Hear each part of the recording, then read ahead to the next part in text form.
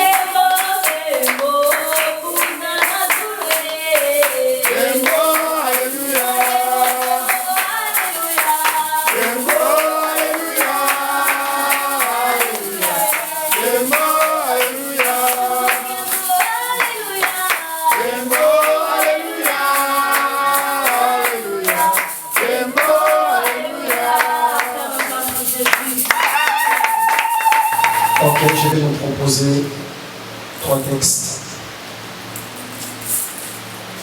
que j'aimerais partager sur le secret pour activer la puissance de Dieu dans notre vie. Le secret pour activer la présence du Seigneur dans notre vie.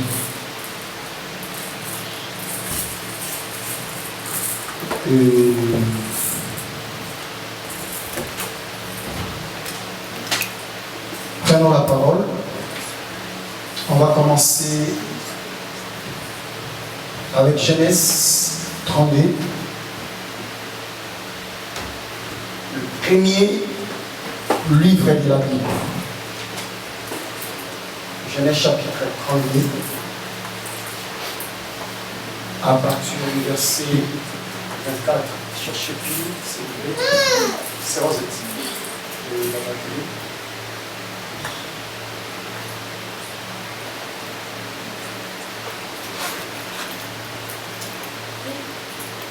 Quelqu'un, tu le trouves, il peut nous aider à lire. Genèse 32, 24 à 28. C'est toujours important d'honorer la parole de Dieu. Nous sommes debout. Le premier livre que nous lisons, on lit toujours debout pour honorer la parole du Seigneur. Si quelqu'un est là, il peut nous aider avec la lecture. Genèse 32, 24 à 28.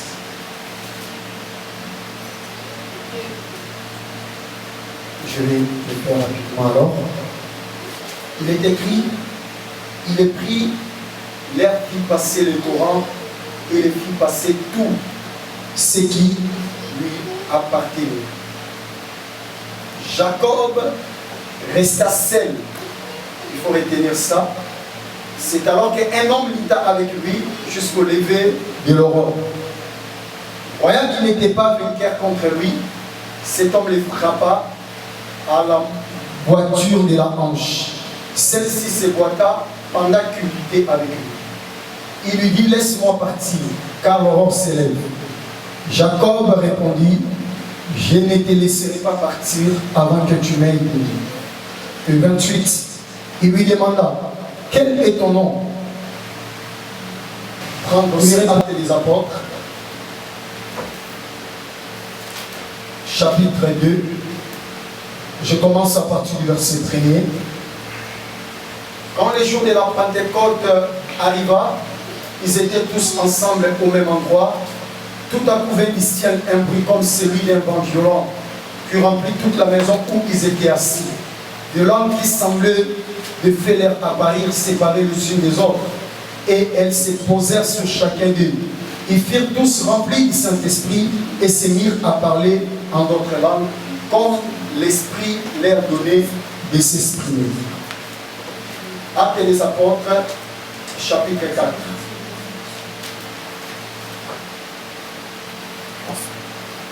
Actes des Apôtres, chapitre 4, le verset 30. Je commence au verset 29 pour la meilleure compréhension. Maintenant, Seigneur, sois attentif à leur menace et donne à tes serviteurs d'annoncer ta parole avec une pleine assurance. Déploie ta puissance pour que se produisent des guérisons, des signes miraculeux et des prodiges par les noms de ton saint serviteur Jésus-Christ de Nazareth. On peut nous asseoir. Seigneur Dieu de gloire, je te bénis, je te rends grâce. Toi qui demeures. Merci Papa pour ces privilèges que tu nous accordes en ce dimanche, d'être là présent, pour répondre Seigneur à cette responsabilité qui est pour nous, de transmettre ou de propager ta parole. Papa, je prie, Papa, pour que ce moment soit un temps bénéfique pour la vie de tout chacun de nous. Saint-Esprit, toi qui es l'enseignant par excellence, nous te prions de guider chaque instant et chaque minute que nous voulons passer, Seigneur, au travers de ces moments. Éloigne loin de nous toute pensée qui n'est pas de toi, au nom de Jésus-Christ et de Nazareth. Accorde à tes enfants les oreilles attentives, Seigneur Dieu des gloires, et très soutenues, Papa, pour écouter et discerner, Seigneur, ce que nous voulons partager en cet après-midi.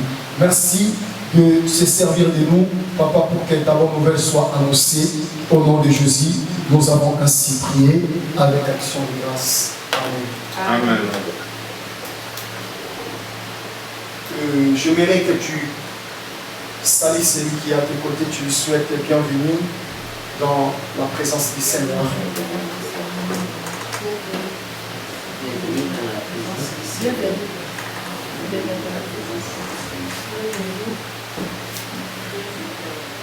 Alléluia. Amen. Que l'Éternel soit loué. Et comme j'ai déjà introduit la pensée que nous voulons partager, j'aimerais partager avec nous en ce dimanche sur les secrets pour libérer ou activer l'atmosphère de la présence de Dieu autour de nous. Alléluia. Amen. Je crois qu'on vient de lire avec nous 3 passages de la Bible. Le deux se retrouve dans l'Ancien et dans le Nouveau Testament. Le premier passage que nous on a lu ici ensemble avec nous, c'est dans l'Ancien Testament. C'était l'histoire de Jacob. Pendant que Jacob rentrait pour regagner sa famille, tout au long du chemin, Jacob a fait cette rencontre avec le Seigneur. Le deux passages, ça concerne les disciples, les apôtres. Après l'ascension du Seigneur Jésus, après la venue du Saint-Esprit, il y a un qui est le jour même de la venue du Saint-Esprit et l'autre c'est après la venue du Saint-Esprit.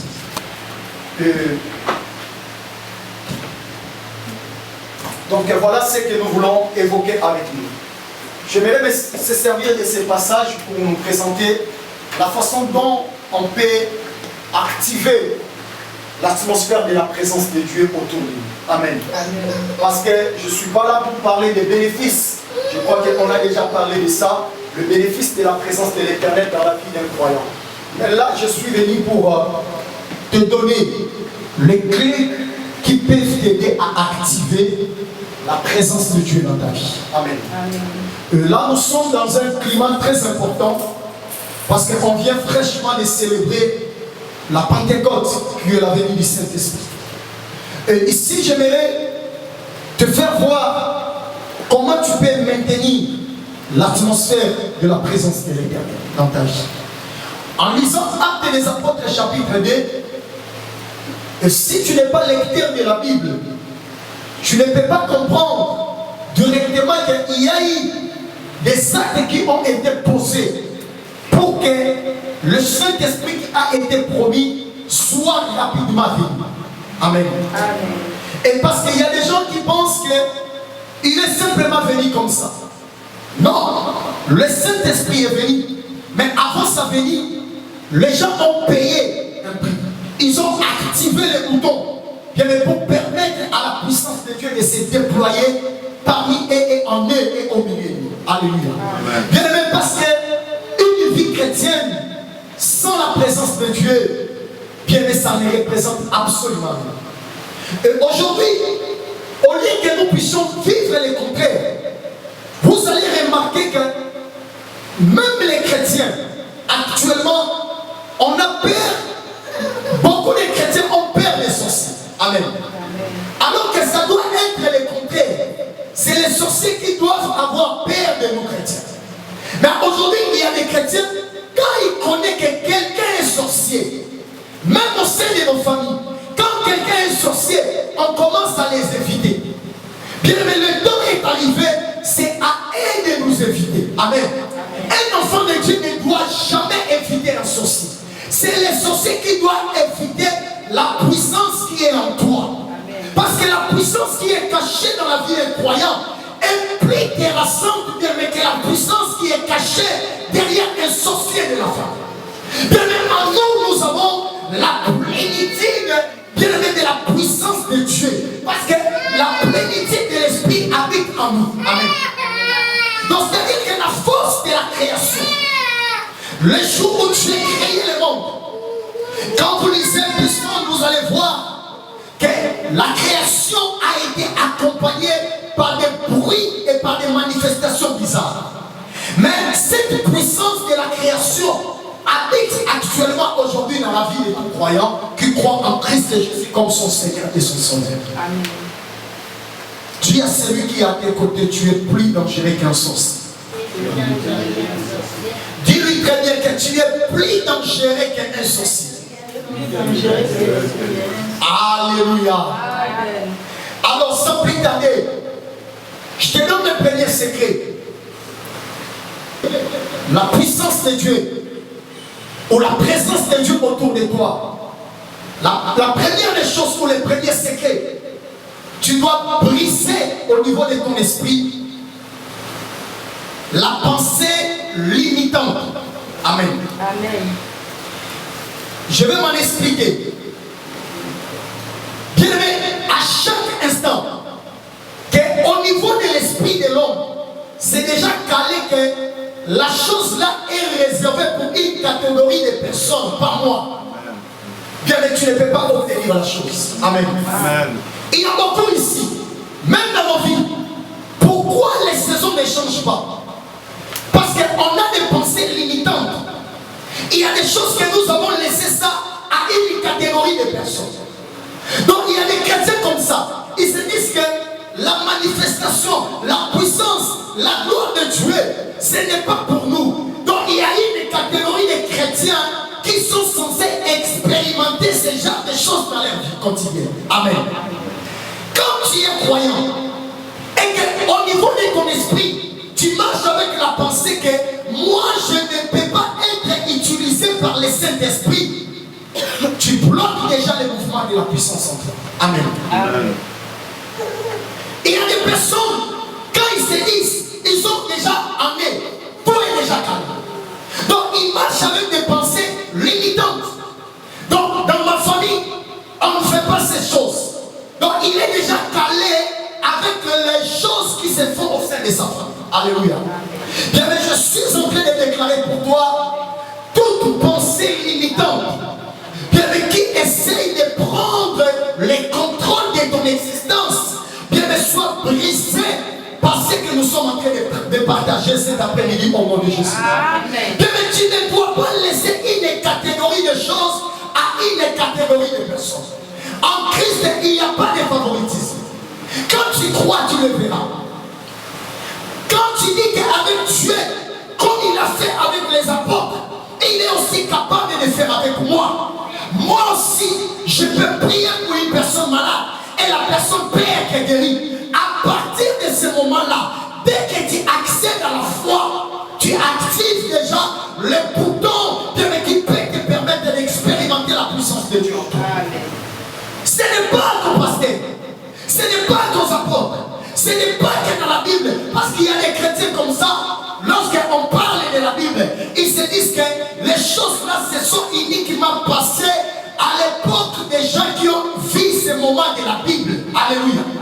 Bien aimé, je suis en train de changer ta mentalité. Toi aussi, tu peux faire des grandes choses avec Dieu. Jérémie 29, verset 11. La Bible dit que je connais le projet que j'ai formé pour vous. Amen.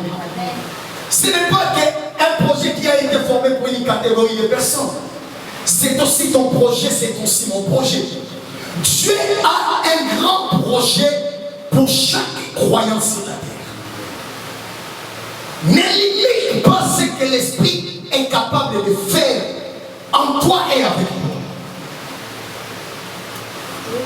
Le Saint-Esprit, la puissance de Dieu, peut aussi se manifester terriblement dans ta vie, si seulement si tu crois que Dieu peut aussi l'utiliser. Le bonheur peut être aussi ton bonheur, si seulement si tu le crois. Mais si tu dis que moi je suis venu accompagner les autres, tu deviendras notre accompagnateur. D'ailleurs, accompagne-nous même bien. Enlève dans ton esprit ces pensées limitantes. Accède maintenant dans la pensée de tout est possible à celui qui croit en Dieu. Avec toi, Dieu peut aussi faire les miracles. Je croyais que tu m'as compris. Avec toi, ta famille peut aussi être sauvée. L'histoire de ta famille peut aussi être changée. Ce n'est pas avec les autres. Ce n'est pas avec qui gagne de ta famille. Mais avec toi aussi, l'histoire de ta famille peut être aussi connue. Nous ne serons pas un Dieu limité. Notre Dieu, c'est un Dieu illimité. Il opère même là où les fréquences de la méga internet ne peuvent pas arriver. Là où les réseaux du Maroc Télécom, des Inouïs ne peuvent pas accéder. Notre Dieu, il est un Dieu. Son réseau est toujours actif. Même en profondeur de la mer, le réseau de Dieu est actif. Même dans les ventres des poissons, si tu mets la carte cible, tu recherches les numéros de Dieu, tu trouveras les réseaux qui est plein. Tu appelles et Dieu intervient. Dieu peut changer ta situation. Amen. Ne limitez pas Dieu. Amen. Amen. La première ou le premier secret pour accéder à la puissance, c'est tout d'abord briser la pensée limitante. Amen. Amen. Toi aussi, tu es un instrument entre les mains de Dieu. Amen. Amen. Le deuxième secret pour activer la puissance de Dieu en nous, bien aimé, c'est la consécration. On parle de Jacob. J'aime ce passage. La Bible dit Jacob a fait passer tout le monde. Ils sont tous passés. Jacob est resté lassé. Amen. Amen. La consécration, c'est la séparation. C'est la séparation qui active la présence de Dieu. Regarde l'histoire des disciples dans Actes des Apôtres 2. Les disciples, c'était comme des personnes mises à part. Ils s'étaient mis à part parce qu'ils avaient soif d'activer la puissance qui n'a jamais existé depuis que le monde a été monde. Et leur besoin, leur désir, leur souhait, l'esprit qu'ils avaient, ils ont obtenu ce qu'ils ont cherché dans la présence du Seigneur. Amen. Alléluia. Amen. Dieu n'utilise pas celles-là qui sont incapables de se séparer. La puissance exige la séparation. La séparation avec les systèmes du monde. La séparation avec une catégorie de personnes. Et il y a des chrétiens, même lorsque Dieu les sépare de certaines personnes, et ils commencent à entrer dans des gènes pour attirer encore ces personnes. Alléluia. Il y a des personnes qui doivent te quitter pour que la puissance ou le Saint-Esprit devienne opérationnel dans ta vie. Amen. Sans consécration, il n'y a pas la puissance. La puissance de l'Esprit est activée dans la vie de ces personnes qui sont prêtes à vivre la consécration. À donner complètement, pas à moitié, la vie au Seigneur. Dieu n'utilise pas de personnes départagées ou des personnes qui donnent à moitié. Parce que quand tu donnes, il ne donne pas à moitié. Il n'aime pas non plus que l'autre donne à moitié à lui. Quand tu fais être un instrument de puissance entre les mains de Dieu, donne-toi tout entier à lui. Tu verras ce que le Saint-Esprit est capable de faire avec toi. Les disciples, ils ont donné tout. Tout. Parfois, tu n'as pas lu l'histoire de ces gens. Ils ont tout donné à Jésus. Ils ont abandonné leur famille pour suivre Jésus. Un jeune homme de 33 ans. Ils ont abandonné leurs activités. Je ne dis pas d'abandonner ton travail, mais ils ont abandonné leur travail. Les gens comme Pierre, ils étaient comme des patrons dans l'industrie. Bien aimé dans cette histoire de la pêche. Ce n'était pas la pêche du bateau. Tu dois avoir les pognons.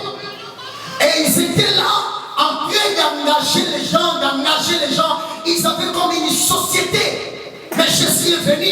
Ils ont tout laissé. Et ils ont suivi Jésus. Ils sont riches. Bien aimé, marcher avec Dieu, ça coûte. Marcher avec Dieu, ça coûte. Ça peut te coûter toute une vie sur la terre. Marcher avec Dieu. Voilà pourquoi à l'époque de l'église, lorsque l'église a fait naissance, les gens fuyaient l'église. Aujourd'hui, c'est le contraire que nous voyons. Les gens viennent à l'église, mais à l'époque de la Bible, pour que les gens accèdent à l'église, c'était un grand problème. Parce que leur mode de vie, ce n'était pas un mode de vie ordinaire, que tout le monde pouvait en avoir. C'était une vie consacrée et centrée sur la personne de Jésus-Christ. Alléluia. La puissance agit là où il y a la présence de la consécration. Amen. Troisième secret. C'est la soif de la présence de Dieu.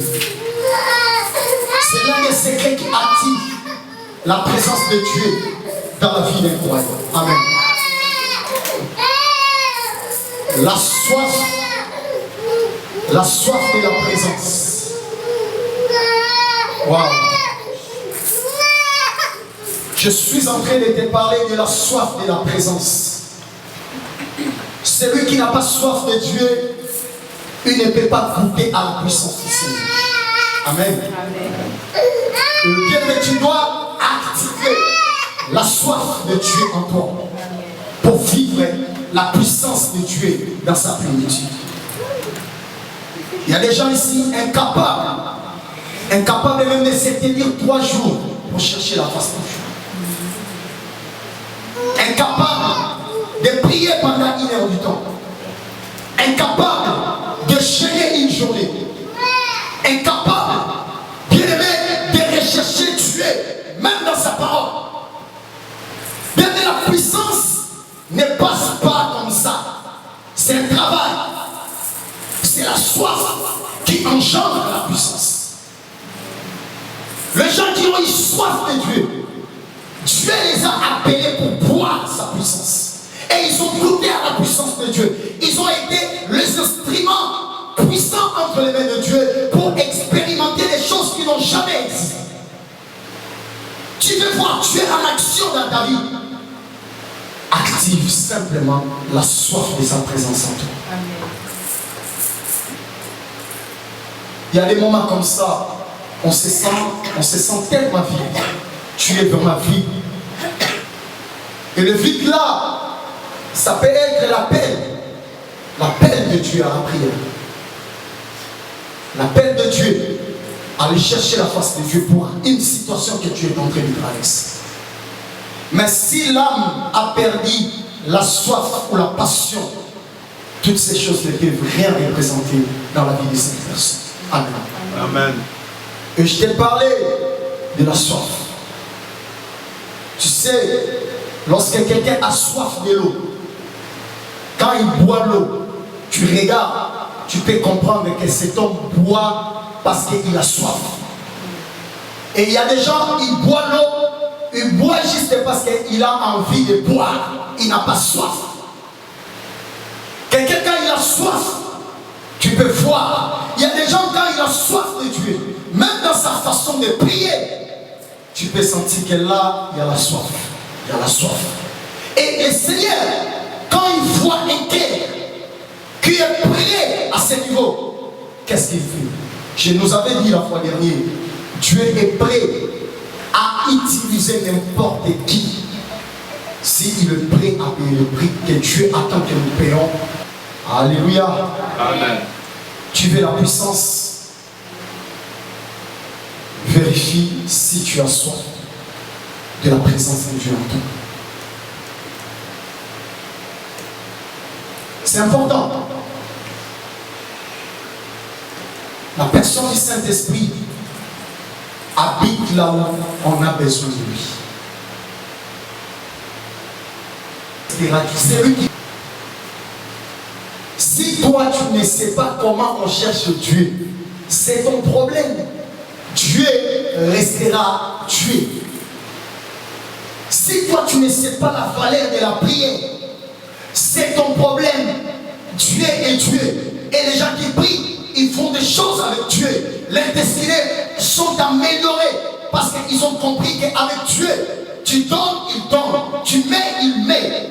Dieu n'est pas un magicien où tu es là, tu croises les mains, il fait des gris-gris autour de toi et tu obtiens des choses. Non! Dieu, c'est un Dieu qui marche sur base de ce qui a été déjà établi. Il est un Dieu qui aime voir l'homme qui a été créé à son image agir comme lui. Amen. Quatrième secret, avant-dernier, c'est la supplication avec un esprit combatif. Amen. Amen. Dans Actes des Apôtres 4, que les disciples, c'est une supplication que les disciples présentaient à Dieu. C'était après l'arrestation des gens.